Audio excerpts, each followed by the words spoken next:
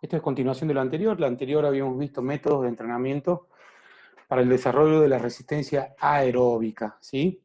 Entonces continuamos y vemos los métodos de entrenamiento para el desarrollo de la resistencia anaeróbica.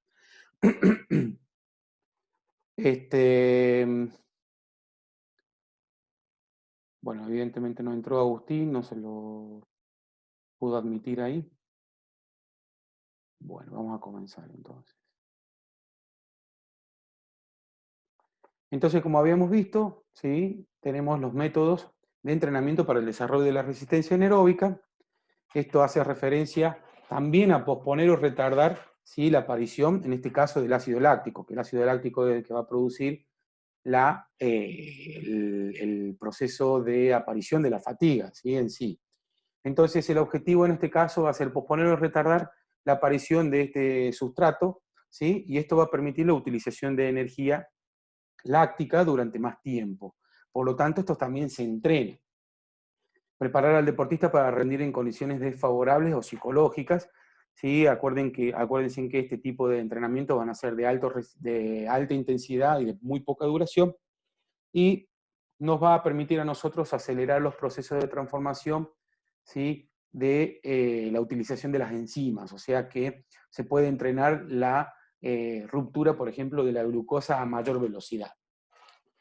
Este objetivo que tiene de entrenar la resistencia anaeróbica es preparar el sistema nervioso para seguir enviando impulsos, ¿sí? Aunque el deportista esté fatigado. Así recién preguntaba Ana, por ejemplo, cuando el deportista empezaba a tener fasciculaciones o a temblar el músculo, producto obviamente del cansancio físico, y que ya obviamente se estaban acabando todas las enzimas o las fuentes energéticas para la producción de energía.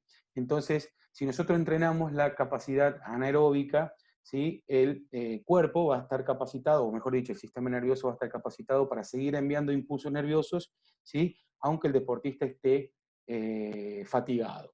Esto permite trabajar a altas intensidades a pesar de la gran concentración de lactato. O sea que, como decíamos en otras épocas, que el lactato no era muy bueno, ¿sí? ¿Se acuerdan que el lactato se lo utilizaba, o mejor dicho, se lo nombraba el concepto como un desecho tóxico? Sigue siendo un desecho tóxico del músculo, pero al mismo tiempo también sigue siendo utilizado por los deportistas de alto rendimiento en este caso, para seguir produciendo fuentes energéticas aún fatigado y salir adelante después con grandes esfuerzos o grandes demandas de competencias o de deportes. Las áreas funcionales, ¿se acuerdan que hablábamos de áreas funcionales en el caso de la parte aeróbica, digamos, de lo que era en relación al VO2 máximo? El área funcional era regenerativo, aeróbico, subaeróbico, supraaeróbico y VO2 máximo. Bueno, en este caso tenemos también áreas funcionales. Tenemos áreas funcionales anaeróbicas que se utilizan como formas de trabajo específicas dentro de lo que es el trabajo del desarrollo y el mantenimiento de la resistencia láctica y de sus parámetros funcionales. Estas características con relación al esfuerzo de la intensidad máxima sí van a provocar una generación de energía principalmente a partir de la glucólisis. ¿Se acuerdan que la glucólisis era una degradación de la glucosa que venía del hígado, bueno, del sistema de Cori, ¿sí? Eso producía glucosa y glucosa 6-fosfato, bueno, se utilizaba para diferentes demandas del organismo, ¿sí? En este caso, la principal fuente de energía en la parte alta o intensa, ¿sí? Va a también ser la glucosa, pero sin la participación de oxígeno. Es decir, que se va a producir una ruptura de la glucosa a una velocidad mucho más alta o más elevada debido, ¿sí? A la intensidad que tiene este tipo de trabajos. Entonces no va a actuar, ¿sí? Lo que es el oxígeno, y sí va a actuar la glucosa de forma, o mejor dicho, del sistema anaeróbico láctico, ¿sí? Que era la glucólisis. Así que tenemos metodológicamente, como dice aquí abajo, existen 3 áreas funcionales anaeróbicas, que ahora la vamos a ver en el cuadrito que sigue. Tenemos la resistencia anaeróbica láctica, la tolerancia anaeróbica láctica y la potencia anaeróbica láctica. Estas tres áreas funcionales son relacionadas, ¿sí? O también nombradas como hablábamos de las regenerativas, la supraaeróbica o subaeróbica, en el caso de la resistencia aeróbica. En este caso tenemos la resistencia, tolerancia y potencia anaeróbica láctica, ¿sí? Como pueden observar aquí tenemos las tres columnas y en relación a nivel del lactato la cantidad de moles de ATP que produce cada una. Por ejemplo, el nivel de lactato en relación a la resistencia anaeróbica produce entre 10 y 12 milimoles, ¿sí? La tolerancia anaeróbica produce de 12 a 15 y la potencia anaeróbica produce de 15 a 25 milimoles, o sea que no son muchos. Recuerden ustedes que en el ciclo de Krebs, el NADH, el FADH y todo el lío ese que debemos tener con el ciclo de Krebs, producen 32, aproximadamente entre 32 y 36 ATP. Entonces es mucho más bajo, pero sí necesitamos de estos milimoles de ATP cuando entramos en etapas de fatiga. Los sustratos, ¿cuál es el sustrato? O sea, ¿cuál es el precursor, la materia, digamos, prima que tenemos para producir este tipo de ATP? Es el glucógeno en los tres, tanto en la resistencia, tolerancia y potencia. La pausa de recuperación en relación a lo que es el deporte, o mejor dicho, a lo que es el entrenamiento de estas áreas, ¿sí? Si vamos a trabajar la resistencia anaeróbica, la pausa de recuperación o los días de descanso serían de 48 a 72 horas. Con respecto a la tolerancia anaeróbica, sería de 72 horas. Y de la potencia anaeróbica también, 72 horas. O sea, 3 días para poder volver recién a entrenar estas áreas funcionales. ¿Qué efectos vamos a lograr fisiológicamente en nuestro organismo? Y bueno, cuando trabajemos la resistencia anaeróbica, el desarrollo progresivo de la aptitud para realizar posteriores cargas con trabajo con niveles de lactato elevados. ¿Qué quiere decir esto? Cuando el deportista ya vaya empezando a llegar a su umbral aeróbico y comience el umbral anaeróbico, ¿sí? Nosotros vamos a tener que el lactato va a tener niveles elevados de pH a nivel sanguíneo y por lo tanto ese nivel elevado de pH, ¿sí? Producto del acúmulo de lactato, nos va a favorecer de cierta forma para producir, ¿sí? Energía. En el caso de la tolerancia anaeróbica, va a haber un aumento de la capacidad para tolerar las contracciones coordinadas de las fibras musculares, ¿sí? Esto ante el lactato más elevado. ¿Qué quiere decir? Como decía Ana hace rato, nuestra compañera, decía ella que ¿por qué empezaban a temblar los músculos? Y bueno, porque obviamente empezaba a fatigarse ese deportista, porque había pasado mucho tiempo corriendo o una competencia bastante agotadora. Entonces entra en un estado, ¿sí? De incoordinación de contracciones musculares, en este caso, ¿por qué? Por la acumulación y la presencia de ácido láctico. Entonces, cuando nosotros trabajemos la tolerancia, o sea, va a tolerar el músculo contracciones, ¿sí? Un poco más coordinadas, y el sistema nervioso va a seguir enviando impulsos nerviosos para que haya una buena contracción muscular, aún teniendo niveles de lactato elevados en sangre, ¿sí? Ese es el efecto que va a producir el trabajo de la tolerancia anaeróbica. En el caso de la potencia anaeróbica, va a incrementar la velocidad glucolítica anaeróbica. ¿Qué quiere decir eso? Que va a incrementar la capacidad de destrucción de las enzimas, en este caso de la glucosa. O sea que mientras más rápido se produzca la ruptura de la glucosa, más rápido la velocidad que se va a producir, ¿sí? Digamos, producción de ATP, ¿sí? Entonces eso va a favorecer a que el deportista tenga mayor concentración de glucógeno en este caso y por lo tanto pueda salir frente a grandes esfuerzos, ¿sí? De la fatiga de la mejor manera posible. Luego tenemos los métodos de entrenamiento para el desarrollo de la resistencia anaeróbica láctica. ¿Se acuerdan que teníamos para la aeróbica, teníamos el método continuo variable, y el método continuo variable se dividía en 1 y 2. Bueno, en este caso tenemos también tipos de entrenamientos. En este caso, el entrenamiento a repeticiones. Recuerden que estos entrenamientos de la resistencia anaeróbica están directamente o íntimamente relacionados con los entrenamientos de velocidad. Cuando nosotros veamos velocidad, se van a dar cuenta que cuando entrenamos la velocidad, entrenamos justamente estos parámetros, o sea, los entrenamientos a repetición. ¿Cuál es el factor principal de los entrenamientos a repetición? El estímulo. ¿Qué quiere decir el estímulo? Va a hacer referencia a que el entrenador va a decir, ¿sí?, qué es lo que tiene que hacer el deportista. Por ejemplo, el estímulo visual, el estímulo auditivo, ¿sí? En este caso, de un corredor que tiene que salir del partidor para correr 100 metros. Entonces el estímulo sería el disparo. Entonces, frente al factor más importante del estímulo sería el disparo. Entonces la del deportista tiene que salir lo más rápido posible. Las pausas son de recuperación y pueden ser incompletas o completas, ¿sí?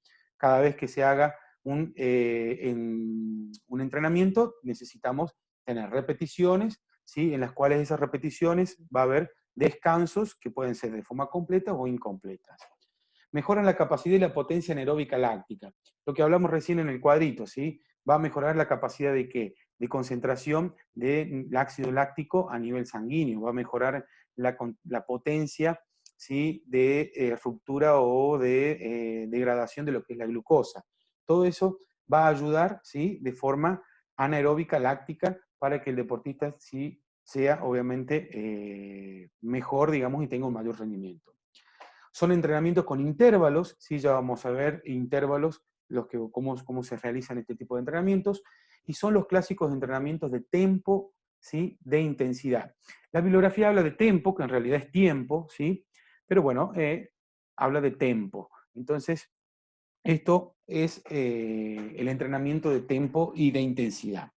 Estos métodos se caracterizan, como dice aquí, por las distancias relativamente cortas, acuérdense que son de muy alta intensidad y de ejercicios de grandes esfuerzos, pero de muy corta duración. Por lo tanto, las pausas de recuperación tendrían que ser más largas, buscando un descanso entre una y otra repetición. Durante los descansos, todos los parámetros implicados, ¿sí? En estos sistemas funcionales tratan de volver a la normalidad, entre comillas. ¿Bien? Pero cuando entrenamos la velocidad o cuando entrenamos la resistencia anaeróbica, siempre, ¿sí? Son ejercicios de alta intensidad y las pausas, ¿sí? Entre una repetición y otra llevan un poquito de más de tiempo prolongado. En 10 minutitos más se va a cortar la clase de Zoom y se conectan al otro link que les pasé yo, que es el de las 17:15, ¿sí? Así que seguimos. Esperen que me salió el cartelito aquí, ya lo sacamos. Bien. Entonces vamos a tener, dentro de lo que es el entrenamiento de repeticiones, tenemos el entrenamiento del tempo intervalado, el entrenamiento de repeticiones corto, que es el tempo sprint, lo deben haber escuchado los que hacen ciclismo, o deben haber escuchado los sprint que hacen los ciclistas. Y por último tenemos el entrenamiento de repetición largo, de tempo largo, ¿sí? No es muy difícil de memorizarlo, pero esto no es en minutos, sino está expresado en segundos. Recuerden que la capacidad anaeróbica siempre es en segundos y no en minutos. Entonces, el entrenamiento a repeticiones, que es el tempo intervalado, va a ir entre los 20 y los 60 segundos aproximadamente, ¿sí? Buscando una resistencia a la velocidad. Y por ello la intensidad es mucho más elevada, en las corridas en este caso, por encima de lo que es el VO2 máximo del deportista. ¿Esto qué quiere decir? Que va a mejorar la resistencia a la velocidad. Cuando nosotros veamos velocidad, yo suelo hacer un parámetro, un gráfico en el pizarrón, que bueno, yo se lo voy a hacer obviamente virtual en las próximas clases cuando veamos velocidad, y se van a dar cuenta ustedes cuál es la resistencia a la velocidad, porque el deportista, por ejemplo, sale del partidor cuando escuchan el disparo, la corneta, lo que sea, el estímulo, que en este caso sería auditivo, salen a la mayor velocidad, producen una aceleración, ¿sí? Y si lo comparamos en un deportista de 100 metros, ese deportista va a tratar de llegar al máximo de velocidad en esos 100 metros y tratar de mantener esa velocidad lo más que pueda. Entonces, eso se denomina resistencia a la velocidad, ¿sí? Tratar de resistir y de mantener la misma velocidad y que no decaiga en los 100 metros, por ejemplo, ¿bien? Y justamente se entrena por encima del VO2 máximo. Eso es bastante complejo. Luego tenemos el entrenamiento de repeticiones cortos, ¿sí? Que es el tempo sprint y dura entre 5 y 20 segundos, ¿sí? La duración del esfuerzo a la distancia a correr son muy cortas y de breve duración, mucho más cortas que las anteriores. Siempre van a ir demorando cada vez menos, ¿sí? En segundos. Por ello el número de repeticiones va a estar programado por series, como dice aquí un ejemplo, de manera que por la suma de esfuerzos que tenga ese deportista va a producir una acumulación de lactato. Las series deberían ir entre lo que son entre 4 o 5 repeticiones y es conveniente programar de 4 a 5 series. ¿Qué quiere decir esto? Que nosotros lo vamos a agarrar al deportista, lo vamos a poner en siempre digo yo obviamente con atletismo, porque es el más fácil de, digamos, dar ejemplo, pero ustedes lo pueden expresar en cualquier deporte, no hace falta que sea en atletismo, pero para que ustedes se den cuenta, es mucho más fácil trabajar con los atletas que hacen atletismo, ¿sí? Entonces, si yo tengo a Usain Bolt, por ejemplo, lo pongo en el partidor y necesito entrenar el tempo sprint de 5 segundos a 20 segundos, ¿sí? Voy a diagramar el entrenamiento del día o la sesión de entrenamiento de 4 a 5 series, ¿sí? Con 4 a 5 repeticiones. Y obviamente el aumento, ¿sí? De los estímulos, o sea, a medida que va pasando de una repetición a la otra, se va a ir acumulando, ¿sí? Ácido láctico a nivel sanguíneo. Y por lo tanto, la suma de esos esfuerzos, ¿sí? Nos van a producir una buena calidad de acumulación de ácido láctico. Ese es el objetivo. ¿Para qué? Para que se produzca una acidez metabólica, ¿sí? Que es la que estamos buscando. La intensidad debe ser al máximo posible, es decir, que el atleta debe desplazarse en la mayor velocidad, máxima velocidad posible, ¿sí? En el menor tiempo, ¿sí? Y en el menor tiempo posible la distancia que se haya elegido. Por ejemplo, tenemos 100 metros, el deportista va a tener que buscar la mayor explosión, la mayor velocidad y el menos tiempo posible en esos 100 metros que nosotros, o mejor dicho, el entrenador, le pactó antes de realizar el entrenamiento, ¿sí? Entonces, el entrenamiento corto de tempo sprint se divide en series y esas series va a dividirse en 4 o 5 repeticiones. Los esfuerzos se van a ir acumulando en cada repetición y eso va a lograr una buena concentración de ácido láctico, que es el objetivo que se estaba buscando. En cambio, a diferencia del anterior, que también es a repeticiones, pero dura un poquito más de tiempo, es buscar la mayor velocidad, pero tratar de mantener la velocidad, o sea, resistir a la velocidad en el tiempo, ¿sí? Esa es la diferencia de uno y de otro. Y después tenemos el entrenamiento de repeticiones largo, que es el tempo largo, entre 60 y 120 segundos. Aquí ya juega un papel importante la aparición de lo que es el oxígeno, o mejor dicho, la glucólisis, ¿sí? En un porcentaje mayor. Tiene características muy diferentes a los anteriores, tanto al tempo sprint como al intervalado, ¿sí? Ya que estos últimos buscan la acumulación de ácido láctico. ¿Se acuerdan los que hablábamos recién? Tratábamos de que cada repetición buscara la acumulación de ácido láctico. En cambio, en este tiempo largo, ¿sí? O el tempo largo, al durar el esfuerzo entre 60 y 120 segundos, o sea, 2 minutos aproximadamente, se produce la acumulación de ácido láctico en la misma pasada. ¿Qué quiere decir esto?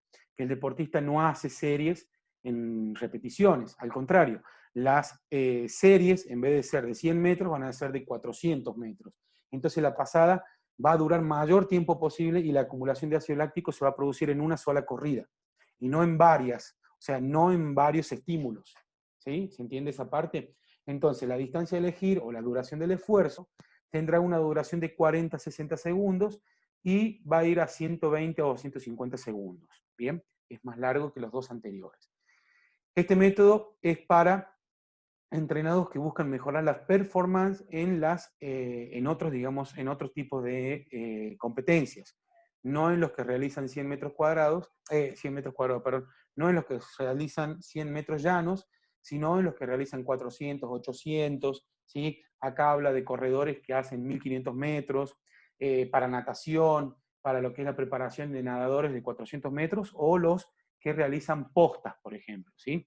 Entonces, este método, diferente a los anteriores, va a durar mayor tiempo y la acumulación de ácido láctico a nivel sanguíneo, o sea, el aumento del pH por medio del ácido láctico, se va a producir en esa misma pasada.